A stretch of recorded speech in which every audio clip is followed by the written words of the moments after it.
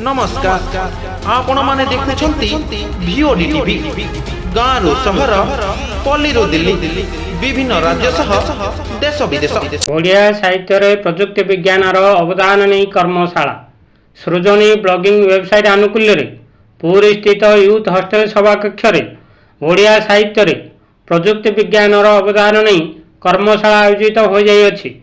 ओडिशार भाषा संस्कृति और परंपरा रे प्रजुक्ति विज्ञान अवदान शीर्षक कर्मशाला आयोजित होता।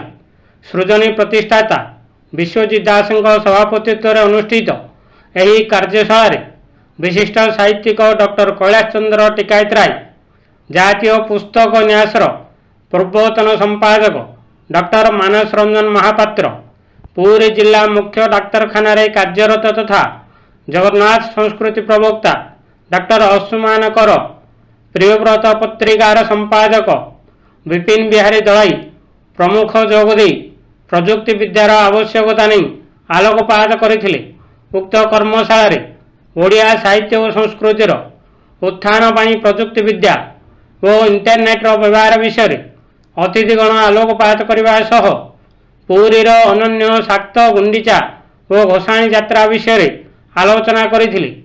कार्यक्रमटी युव कवि कामदेव महाराणा संचालन करथिला बेले साहित्यिका ज्योत्स्ना राणी महापात्र और युव लेखक सांबादिक ज्ञान रंजन विश्वास परिचालना करथिले। मो ना विश्वजित दास सृजनीर सह संस्थापक।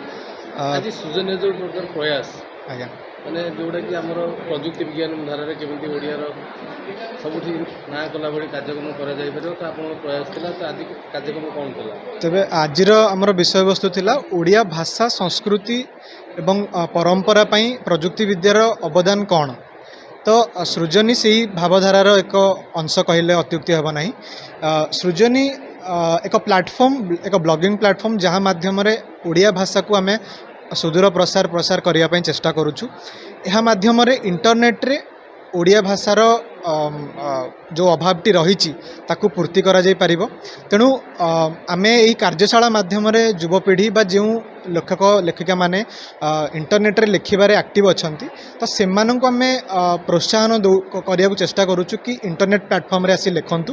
तबे सृजनी गोटे सही प्लेटफॉर्म जहाँकि से गोटे लिखापी इंफ्रास्ट्रक्चर प्रोवाइड करे जोटी से माने सहजरे एवं सठिक भावे ओडिया रे निज लेखा लिखिपारे। एवं इंटरनेट रे आमर प्लेटफॉर्म रे बहुत सारा फीचर्स मध्य अच्छी जोड़ा कि लेखा को आहरी सहज करें जहाँकि जमती आप कहींपारे स्पीच टू टेक्स्ट आपड़ कहले लेखाटी ऑटोमेटिक लिखी हो जोटा कि प्रथम थर करी सृजनी प्लेटफॉर्म आम इंट्रोड्यूस करूँ।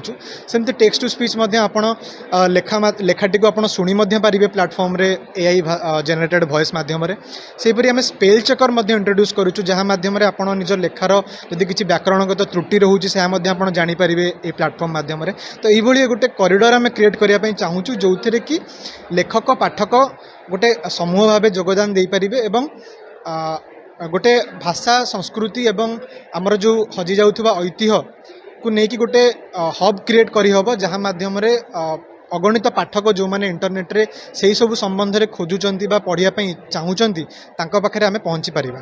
तेबे ए टेक्नोलोजी माध्यम रे किपरि भाषार ये अभावटी को आमे पूर्ण करि पारिबा सेही दिगरे सृजनी सब बेले कार्यरत।